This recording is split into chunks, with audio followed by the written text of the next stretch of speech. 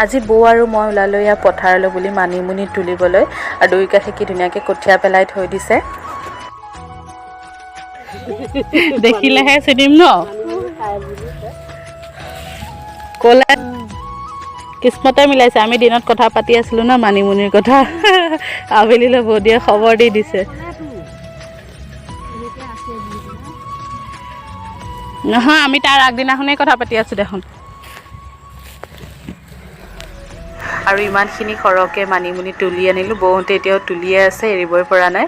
আৰু আনি ধুনীয়াকৈ চাফ চিকুণ কৰি কাটি বাছি ল'লোঁ আৰু চিম্পুলকৈ পিঁয়াজ আলুৰ লগত নিমখ হালধি দিছোঁ আৰু বেলেগ মা মছলা নিদিয়াকৈ খুব ধুনীয়াকৈ মানে চিম্পুলকৈ বনাইছোঁ। আৰু তৰকাৰী এয়া মই বনাইছিলোঁ পাপৰ আলুৰ তৰকাৰী আৰু এইফালে আমাৰ মানিমুনি ভাজি পুটুককৈ হৈ যায়, বেছি টাইমো নালাগে, বহুত চিম্পুলকৈ খাই কিন্তু খুব মজা লাগে। এয়া আমাৰ দুপৰীয়া সাজ হৈ গ'ল। আপোনালোকে মানিমুনি ভাল পায় নে নাপায় ক'বচোন দেই। আজিলৈ ইমানেই।